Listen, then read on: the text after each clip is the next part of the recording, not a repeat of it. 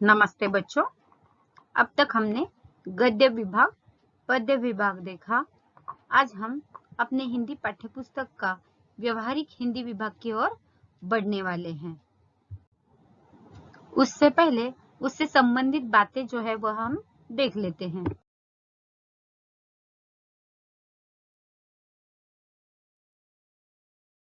संचार अभिव्यक्ति का माध्यम है।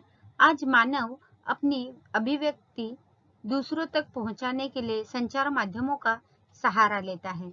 संचार क्रांति ने आधुनिक युग में लोगों का कार्य सरल कर दिया है। संचार के अनेक माध्यम हैं, जैसे कि मोबाइल, कंप्यूटर, इंटरनेट, डाकपत्र, पत्रिका आदि।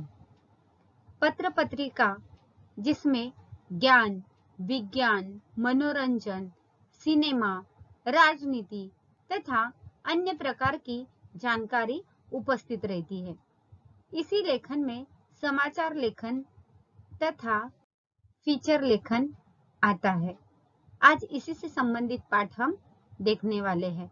व्यवहारिक हिंदी में, हिंदी विभाग में समाचार लेखन से संबंधित जो लेखन है फीचर लेखन। पाठ का नाम है फीचर लेखन। लेखिका है डॉक्टर बीना शर्मा। बच्चों, पाठ की ओर बढ़ने से पहले हम लोग लेखिका परिचय देख लेते हैं। फीचर लेखन, लेखिका डॉक्टर बीना शर्मा। डॉक्टर बीना शर्मा जी का जन्म 20 अक्टूबर 1959 को उत्तर प्रदेश के आगरा जिले में हुआ। आप लेखिका एवं कवयित्री के रूप में चर्चित है। हिंदी शिक्षा में हिंदीतर और विदेशी विद्यार्थियों के लिए आपके द्वारा किया गया कार्य उल्लेखनीय माना जाता है। आपका लेखन शिक्षा क्षेत्र और भारतीय संस्कृति से प्रेरित है। स्त्री विमर्श तथा समसामयिक विषय पर आपका लेखन विशेष परिचित है। भारतीय संस्कारों और जीवन मूल्यों के प्रति आपका साहित्य आग्रही रहा है। लेखन कार्य के साथ साथ आप सामाजिक कर्तव्यों के प्रति भी जागरूकता का निर्वाह करती है। वर्तमान में आप केंद्रीय हिंदी संस्थान आगरा में आचार्य एवं कुलसचिव के पद पर आसीन हैं। इनकी प्रमुख कृतियां देखते हैं। हिंदी शिक्षण, अंतर्राष्ट्रीय परिप्रेक्ष्य, भारतीय सांस्कृतिक प्रतीक आदि। कहानी, कहानी में संश्लिष्टता तत्व होने के कारण पढ़ने में शिथिलता नहीं आती। जीवन के अनुभव संक्षेप में अवगत हो जाते हैं। कम पात्रों द्वारा जीवन का बृहदपट रखना कहानी की विशेषता है। गागर में सागर भरना वाली कहावत कहानी पर चरितार्थ होती है। कहानी में जीवन के किसी एक प्रसंग अथवा अंश का उद्घाटन रहता है। अर्थात फीचर लेखन, यह जो लेख है, ये जो पाठ है, लेखिका बीना शर्मा जी ने हमें एक कहानी के माध्यम से समझाया है। यही बात यहाँ पर बताई गई है। अब हम बढ़ते हैं पाठ परिचय की ओर। पाठ परिचय।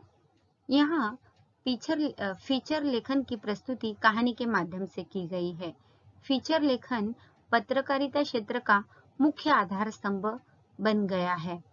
फीचर का मुख्य कार्य किसी विषय का सजीव वर्णन पाठक के सम्मुख करना होता है। प्रस्तुत पाठ में फीचर लेखिका स्नेहा के माध्यम से फीचर लेखन का स्वरूप, उसकी विशेषता, प्रकार आदि पर प्रकाश डाला गया है। साथ ही लेखिका ने इस तथ्य को हमारे सामने रखा है कि फीचर लेखन का क्षेत्र रोजगार का माध्यम बन सकता है तथा समाज के सम्मुख सच्चाई का दर्पण रख सकता है। यानी हम कई बार हमारे मन में एक न्यूनगंड वाली भावना जो है वह होती है कि मैं मातृभाषा से पढ़ा हूँ या मुझे ज़्यादा अंग्रेजी नहीं आती है, तो मेरा रोजगार जो है या मेरा करियर जो है वो अच्छा बनेगा या नहीं बनेगा। तो उसी से संबंधित यहाँ पर लेखिका ने बताया है कि हम अपनी मातृभाषा में भी पढ़कर इस तरह से फीचर लेखन में वगैरह हम अपना करियर जो है बना सकते हैं। तो बच्चों, अब हम देखते हैं कि ये फीचर लेखन क्या है।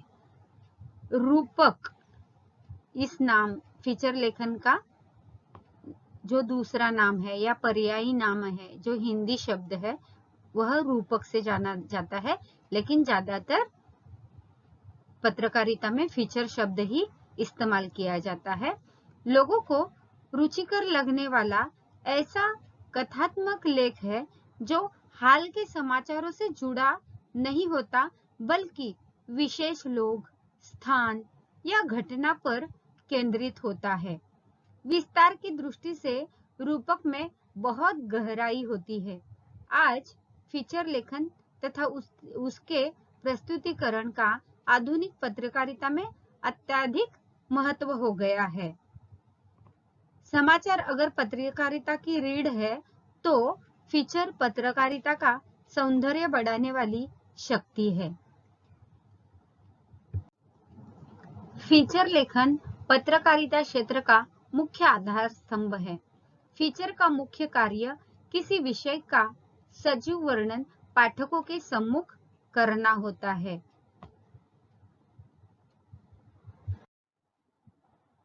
अब हम देखते हैं फीचर लेखन के मुख्य प्रकार क्या है। फीचर लेखन के वैसे तो बहुत सारे प्रकार हैं, लेकिन जो मुख्य प्रकार है वो आज हम देखने वाले हैं, जिसमें पहले आता है व्यक्तिपरक फीचर, यानी यह व्यक्तिगत फीचर लेखन होता है।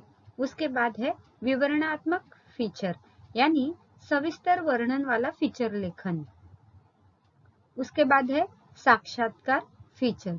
साक्षात्कार फीचर यानी प्रत्यक्ष रूप से भेंट देकर या मुलाकात लेकर जो फीचर लेखन किया जाता है उसे कहते हैं। फिर उसके आगे है सूचनात्मक फीचर, यानी सूचना से संबंधित जो लेख होता है वह। उसके बाद है विश्लेषणात्मक फीचर, विज्ञापन वाला फीचर लेखन। ये जो है यह फीचर लेखन के मुख्य प्रकार है।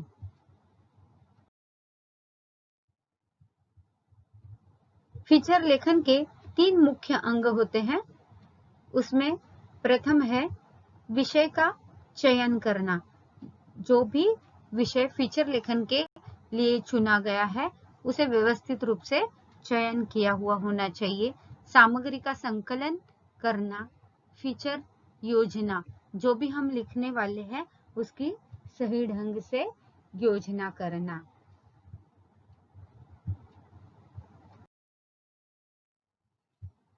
उसके बाद आते हैं फीचर लेखन करते समय बरतने वाली सावधानियां। कौन कौन सी सावधानियां हमें फीचर लेखन करते समय बरतनी चाहिए। आरोप प्रत्यारोप करने से हमें बचना है। फीचर लेखन करते समय हमें आरोप प्रत्यारोप नहीं करना है। उसके बाद आते हैं क्लिष्ट और अलंकारिक भाषा का प्रयोग नहीं करना चाहिए। पाठकों को समझ में आ जाए ऐसी सीधी, सहज, सरल भाषा का प्रयोग जो है वह फीचर लेखन में करना चाहिए। बेवजह ही अलंकारिक भाषा या क्लिष्ट भाषा जो पाठकों को समझ में न आए, ऐसे भाषाओं का प्रयोग जो है वह नहीं करना चाहिए। अति नाटकीयता नहीं होना चाहिए। जो फीचर लेखन करते हैं उसमें क्या है, अति नाटकीयता पूर्ण वह नहीं होना चाहिए, जो है वह सच्चाई उसमें होनी चाहिए। उसके बाद झूठे तथ्यात्मक आंकड़े प्रसंग का उल्लेख नहीं करना है। फीचर लेखन करते समय घटना प्रसंग जो है उनका उल्लेख उचित होना चाहिए। उसमें झूठी बातें नहीं होनी चाहिए। उसके बाद आगे बढ़ते हैं। लेखक कल्पनाओं और हवाई बातों के प्रयोग से बचना चाहिए। लेखक को अति कल्पना, और अति हवाई बातें यानी बेवजह ही कुछ भी उसमें बातें जो है वह नहीं बताना चाहिए, या ज्यादा भी कल्पनाओं का विचार करके उसमें लेख नहीं लिखना है। वो सब बातें सीमित होनी चाहिए या इस प्रयोग से उसे बचना चाहिए। इन सभी सावधानियों को ध्यान रखेंगे तो फीचर लेखन जो है वो अत्यधिक विश्वसनीय और प्रभावी बन सकता है। अब हम देखते हैं फीचर लेखन के सोपान, यानी जो ढांचा है वह उसमें आता है प्रथम प्रस्तावना, उसके बाद विवरण अथवा मुख्य कलेवर, उपसंहार और शीर्षक। यानी फीचर लेखन करते समय सही प्रस्तावना का हमें इस्तेमाल करना है या सही प्रस्तावना से उसकी शुरुआत करनी है। फिर उसके बाद जो भी विषय हमने लिया है उसका सविस्तर वर्णन करना है, उपसंहार और शीर्षक हमें देना है। आशा करती हूँ ये सारी बातें आपकी समझ में आई होंगी। इसका विस्तृत जो है वाचन हम लोग पाठ के दौरान करेंगे। इससे कुछ भी दिक्कत है तो आप पूछ सकते हैं। धन्यवाद।